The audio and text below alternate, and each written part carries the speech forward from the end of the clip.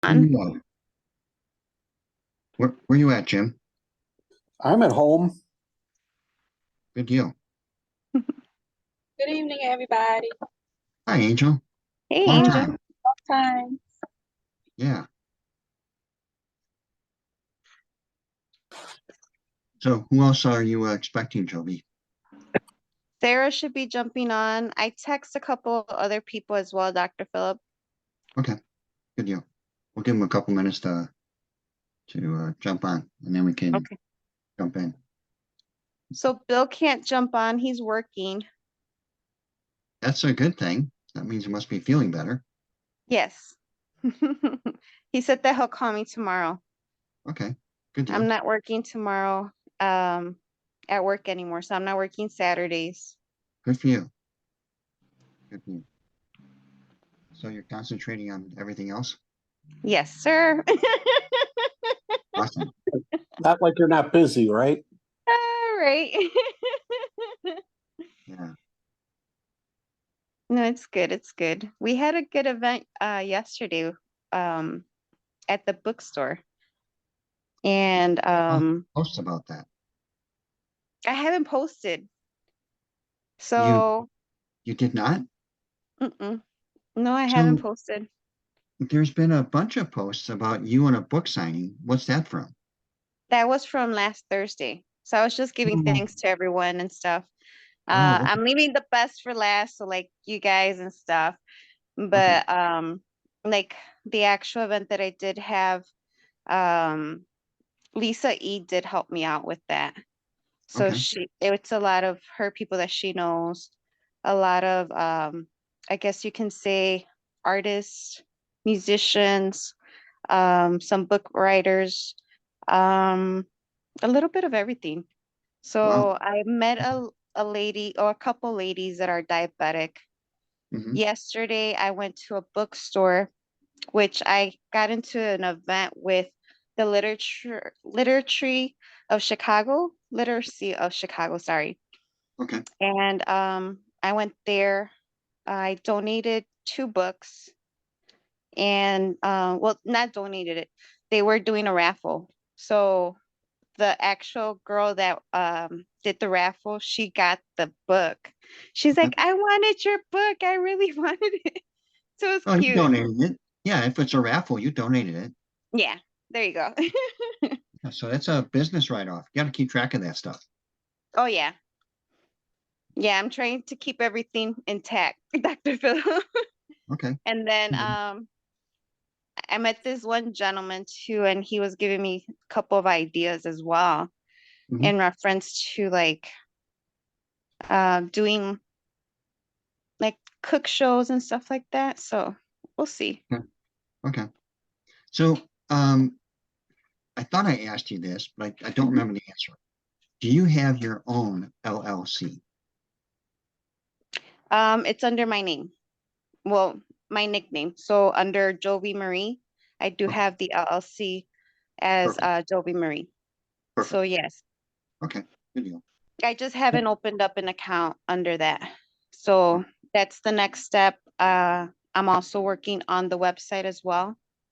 So I'll be doing all that and integrating CTFO into the website with the cookbook. I'm working on the second and third cookbook as well. So Okay. those are on in the works right now. Good deal. So Yeah. I know you and Christopher have an LLC, and that's for the diabetes group. But I didn't know if you don't. We've Oh, never had an LLC for that. really? Hmm. You guys just have like a verbal handshake agreement or something like that? Yeah. Okay. Good deal. I had asked him a couple years ago for us to do a business for the diabetes group, Okay. but he was busy, so it Okay. it never got done. Okay. Okay. Very good. So again, this is just so that any expenses, Hmm. uh, if you try to run those through your LLC, Okay. Should eventually, what do you think, Dr. Phil? Do you think I should set up the reversing type 2 diabetes nerds as an LLC? no, not at No? this point. No. Okay. There's no point in doing that, right? It's just better to keep it under my name. Exactly. Okay.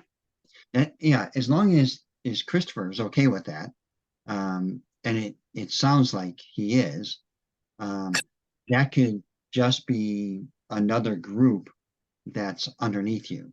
That's all. Okay. That makes sense. Yeah. Good deal. So it's 7 after. Do you think we have a quorum? We have Angel on, Jim is on, Sarah's on. Okay. Angel, I don't know if you have questions for Dr. Phillip. I know that you haven't been on in quite a while, so we would like to hear from you Yeah, and how go ahead. you're doing exactly. Because I know we were speaking as well in the event. Good deal. Yeah, so hey again. It's good to be back. I don't have any questions right now. Just coming on to learn as much as I can about the CBD and everything. Yeah, life is going so much better. I'm still working night shifts. However, it's only 2 nights a week, and I'm doing better at elevating my foot. I haven't gotten those compression socks yet, but the swelling in my legs been better. So yeah, so okay, so I homeschool my 3 children, and I got a tutor earlier this year around like March, and it was for my middle child because he was behind in regular standards of where he should be. However, I got a tutor, and he's made leaps and bounds. Um, I put a lot of that on myself, but a lot of it to the tutor too, because like I'm mom, and it's just like they don't really want to be seeing me all the time. So I'm just so proud of him. I'm proud of everyone that's involved with that. So really on like every front, life is better. So I'm happy. I'm blessed, and I'm looking forward to what the future holds. Good deal. Good deal. So if I'm not mistaken, Angel, you're in home health care, is that right? Yep. Mm-hmm. Okay, good deal. So that's the 2 nights a week is home health care, right? Yes. Okay, good deal. And I work day shifts too, so I work day and night. Oh, really? Yeah. Oof. Yeah, that's tough because one of the big health issues we see is something called shift work syndrome.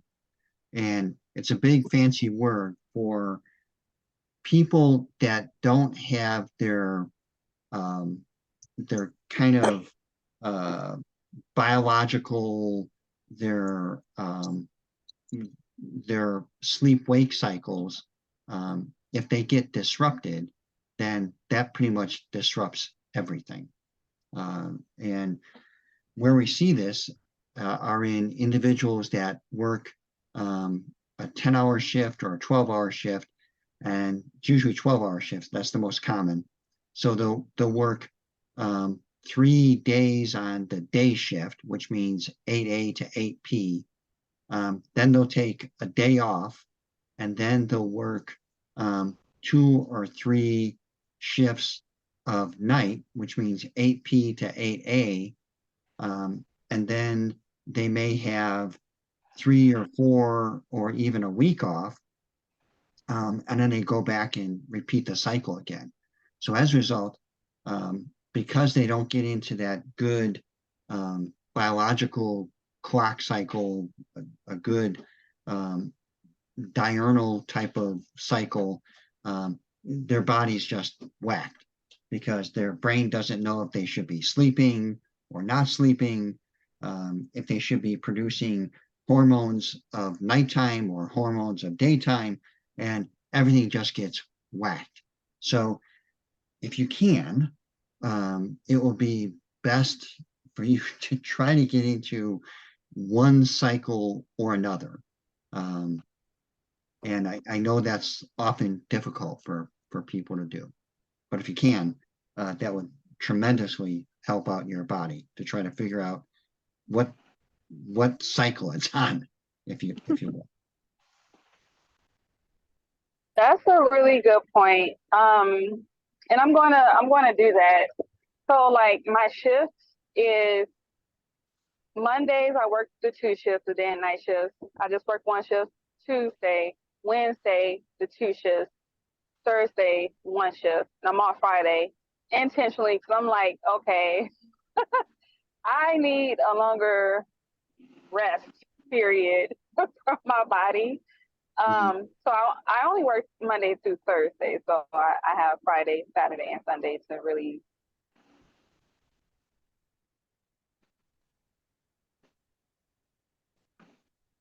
Yeah, so unfortunately, that 3 days when your body is kind of trying to recalibrate, it doesn't have enough time really to recalibrate. So again, Okay. if there's a way for you to give up the night shifts, that will tremendously help your body, and you'll notice tremendous differences. Your sleep cycle is going to get better, and because your sleep gets better, that means that your metabolism is going to do better. Because your metabolism does better, that means your hormones are going to get better. Your hormones then means that your body is able to recover, regenerate, rejuvenate better. And I've seen people, their blood pressure gets better, their cardiac function gets better, their thyroid function gets better, their weight gets better, everything improves. Wow. It is I can't use enough adjectives to say how much better it is. The body was not designed to work at night. Um, Yeah. it's just not. It's not designed to work at night. So God bless those people that try to work at night, but it's not really designed to work at night. So if you can, get into a day shift schedule, that would be better.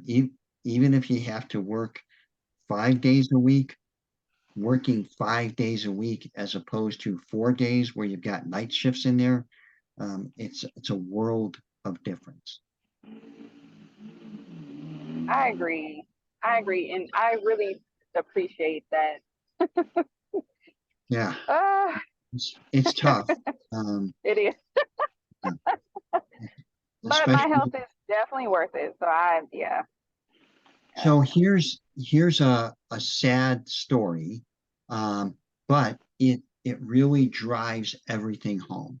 I'm going to make it really generic, but it's very close to home to me. Um, a very close individual, who has been smoking, all their life, um, was then diagnosed with cancer. I can't tell you what type of cancer because then you'll understand what the gender of the individual is, but was diagnosed with cancer, and then, just recently, was diagnosed with a compression fracture.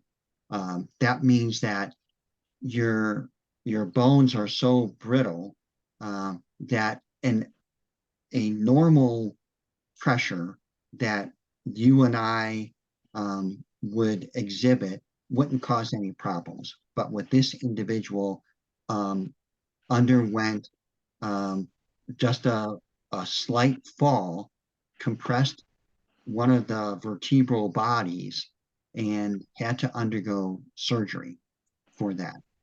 And it's because of a lifelong lifestyle of smoking, not eating right, not taking care of your body, and then you have this event. So the event is bad enough. What made it even worse is it happened outside of the United States. So now they're looking at a medical bill of greater than $40,000. And when you think about the cost of your health, unfortunately, all the statistics show that for a majority of people, 80% of their healthcare costs are in the last 20% of their lifetime. So if we can just flip that and say, okay, let's be a little bit proactive and let's spend a little bit of money now in that 80% of your lifetime. And then if you do that, you're going to live healthier. And when you live healthier, that means that you're not going to have to spend a boatload of money, 80% of your life care dollars, in the last 20% of your life. So there's something that I wrote for a friend of mine that was doing a presentation. It's called Squaring the Curve. So I don't know if you can see this. It's a pretty crude drawing, but if you can see it in the typical lifespan, you start out kind of good and then you dwindle because of lifestyle choices. And this dwindling curve is painful and expensive. Whereas if you square the curve, in other words, you spend your life doing things that are right, you spend a little money, and then you fall off a cliff riding a bicycle. And that's the best way to live life. And that's what I mean by squaring the curve, where you live a high quality of life. You're doing something you love, like bike riding, or God forbid, you jump out of an airplane with a parachute, it doesn't open. But you're living life to the fullest. And then you either don't wake up one morning or you don't wake up at the bottom of a cliff. So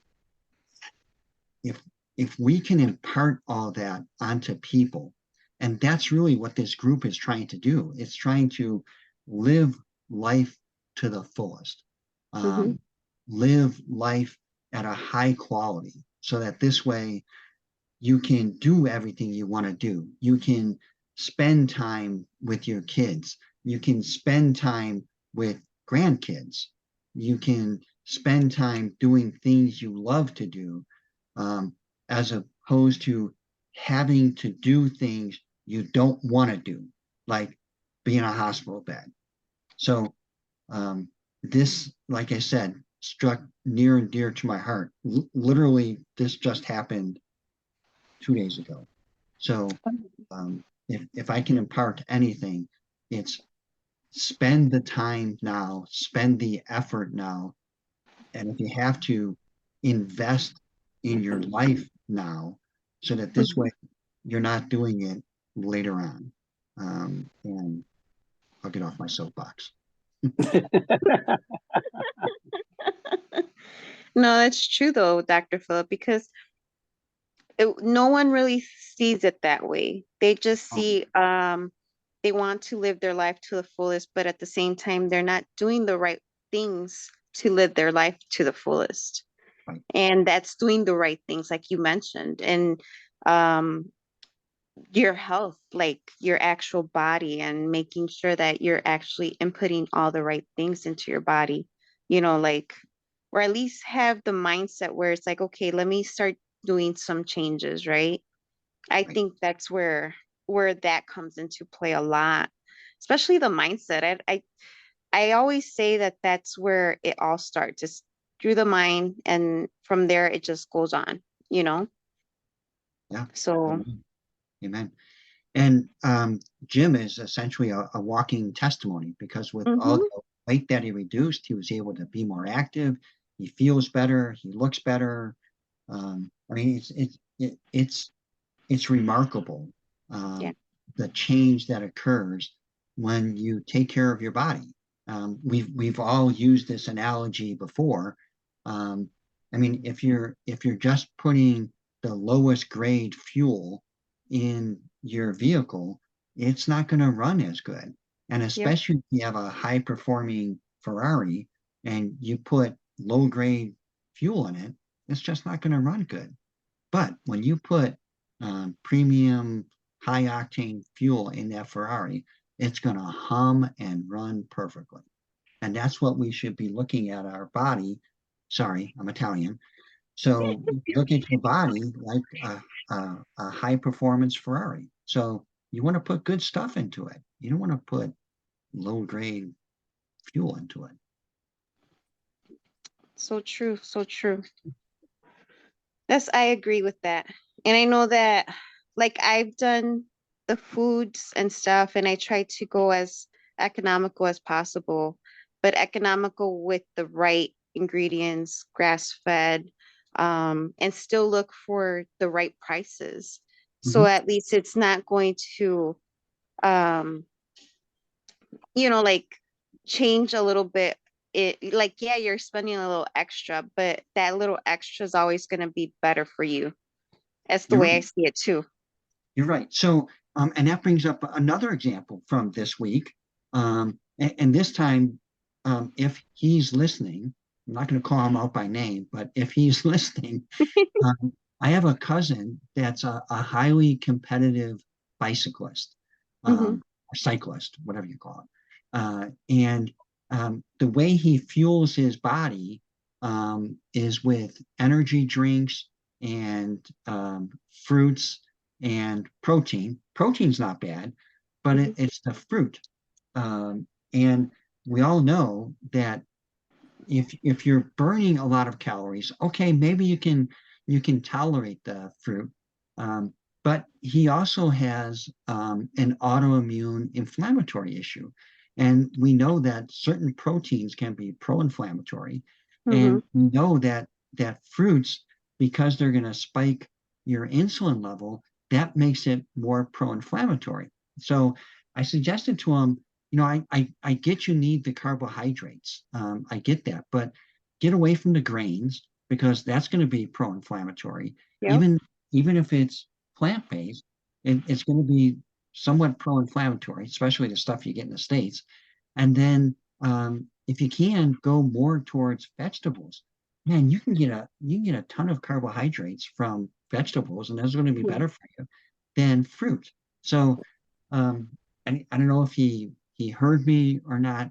We're sharing information on Facebook, so I don't know if he heard me or not. But yeah, so even sometimes people that think they're doing good, yeah, they're not doing as good as they could, and Yeah. he can afford it. He can definitely afford to eat better, fuel his body better, do an anti-inflammatory regimen, uh, but we'll see.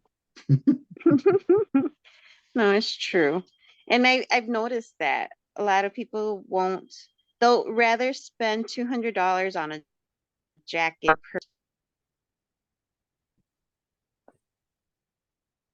than $200 in the food or even their nutrition or even vitamins or supplements that you need for your body, Mhm. because our food doesn't have the same source of nutrients like they used to. No, So the thing, like that's the main thing, like, they rather spend the money in material stuff than in actual protecting your body, which you're right.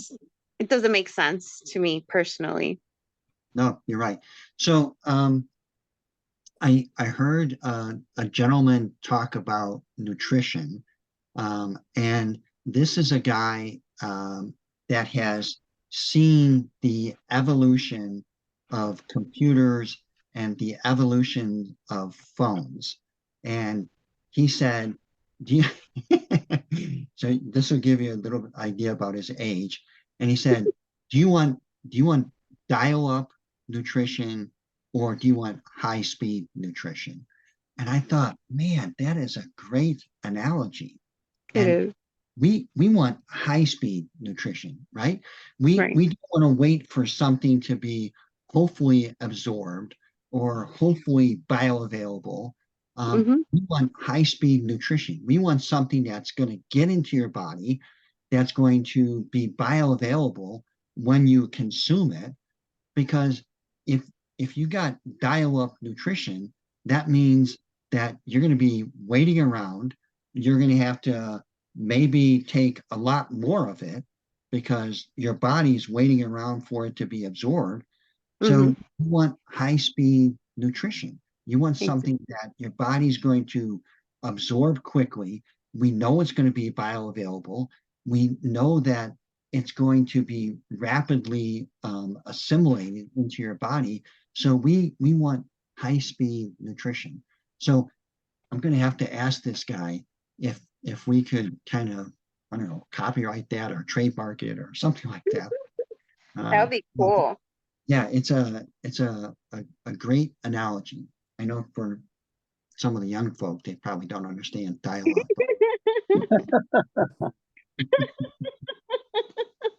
I like that, Dr. Phillip. They'll get it. They'll get it. We just have to put a little bit of the pictures. Yeah. They'll be like, what's that? Yeah, I mean, it's crazy. Now, your phone has more memory than a room full of computers back in the 70s and 80s. It's crazy. Yeah. The amount of technology that's crammed into a phone. Yeah, because we can do videos and everything and upload like Yeah. everything. Like I had to clear up a lot of my stuff and I was like, I don't want to delete this. I don't want to delete that. And the same thing like with my laptop. I was like, I think I need to buy a new laptop. Yeah. So I was at Geek Squad last weekend because I was trying to get my computer backed up. So I want to show you something that's really kind of crazy. But I said I need to back up my computer. So I showed him my old external hard drive, and my old external hard drive. Well, I can't get this thing out of the package, but my old external hard drive was the size of Christopher's book. So it was this big. That's how Yeah. big my old external hard drive was. And the old external hard drive was 2 terabytes. And again, a terabyte is the amount of, I forgot, it's like half the National Library, something like that. It's ridiculously huge. But now my new external hard drive is this big. Yeah. And it's got 4 terabytes. So it's twice the memory of that old book. And it's just crazy big. So this is probably the Library of Congress. Who knows how big it is. But, I mean, it's just crazy what happens with technology nowadays and what they're able to do. So I mean, that's how rapidly technology is changing. So that's why this whole analogy of you want high speed nutrition and not dial-up nutrition. That's So true.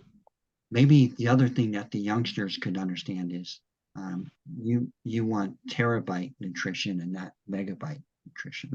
There you go. I like that. Yeah. So Martha, I heard you had some questions.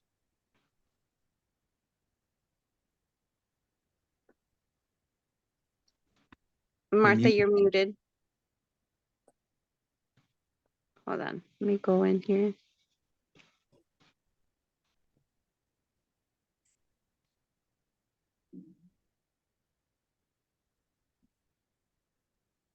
My thing updated. Now I don't know how to go in there and there it goes. Hold on. Okay.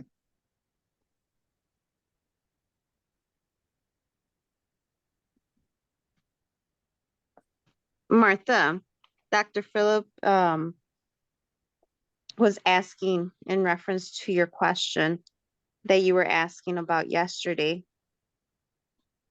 And I can't remember exactly what you said, but I'm trying to remember.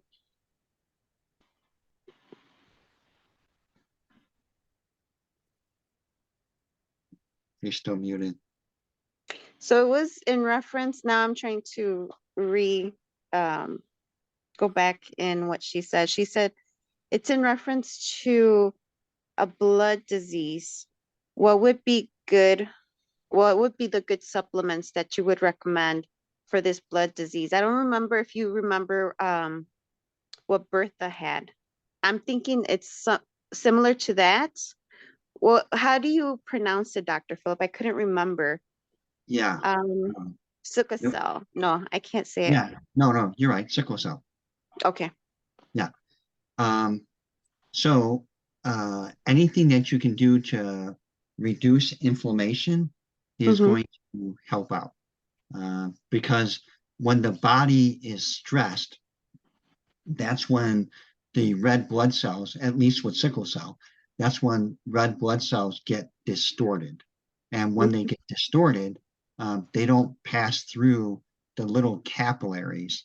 And the size of so a little bit of anatomy.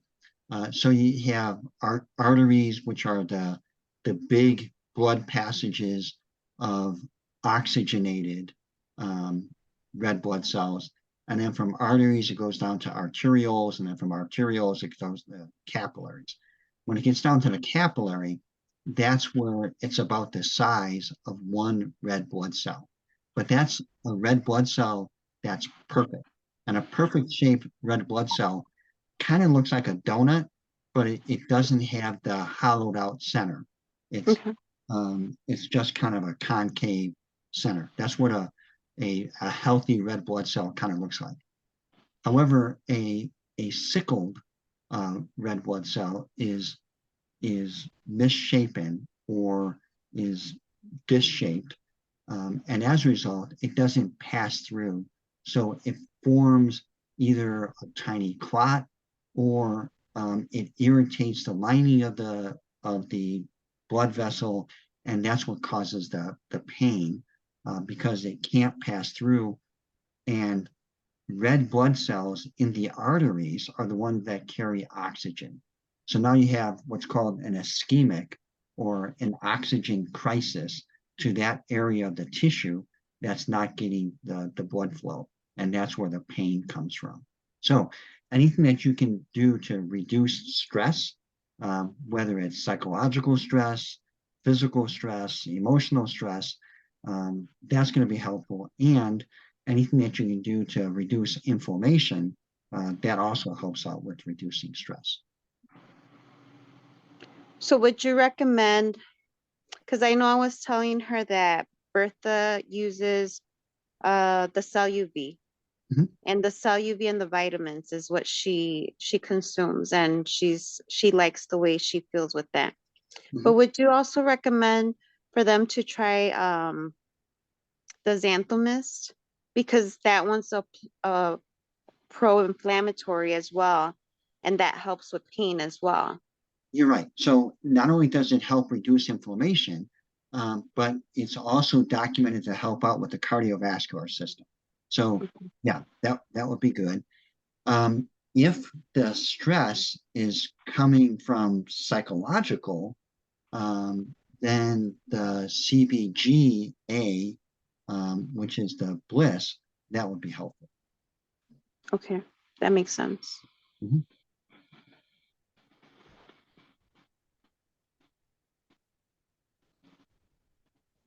Anything else? Um,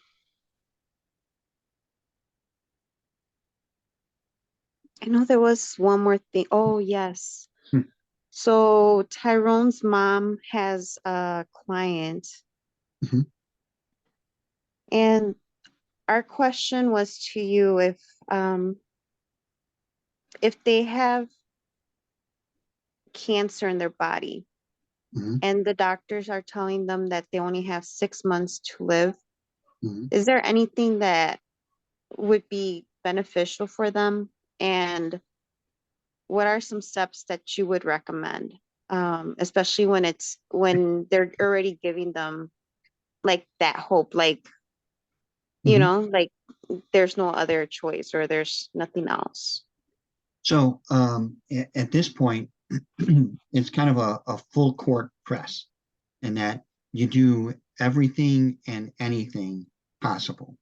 So you want to use high dose CBD, specifically CBDA, because that's been shown in some research, and they can just put into their favorite search engine. And I like DuckDuckGo because that's the one that doesn't track you, and it's not going to go into some weird algorithm. It's going to truly give you all the results. So just put in your search engine CBD and cancer, or specifically what type of cancer they have, and you'll Okay. see all the studies. So that would be one thing, high dose CBDA. Um, Mhm. the next thing is, again, the glutathione product, because you want the cells to work as best they can. So that's going to be the CelluV. Mhm. You need a baseline nutritional foundation. So that's going to be the ultimate vitamin and the Super 7. And then the final thing would be the Xanthomist. Okay. Those are the supplement type things. Yeah. Um, if they could get a physician to prescribe metformin. I literally just read another article this week how metformin is is beneficially used in people with cancer. And the reason why it works, and we talked about this, I think it was 2 weeks ago, the Yeah. reason why it works is because it drives blood sugar down, and glucose feeds cancer. So if you Exactly. can starve the cancer, then you can help out. And again, don't take my word for it. Just put in your search bar metformin and the type of cancer they have, and you'll see all the literature on it and the research on it, which Okay. then gets into lifestyle. Um, they need they need calories, but they need calories that are not going to drive up the glucose. And that's going to be essentially a keto diet, which Okay. means healthy proteins, healthy fats, and vegetables. Okay. And Yep. then lots and lots of water, because they're probably going through maybe some type of chemotherapy or radiation therapy. Okay. Okay. Can you stop recording? Yeah. Hold on.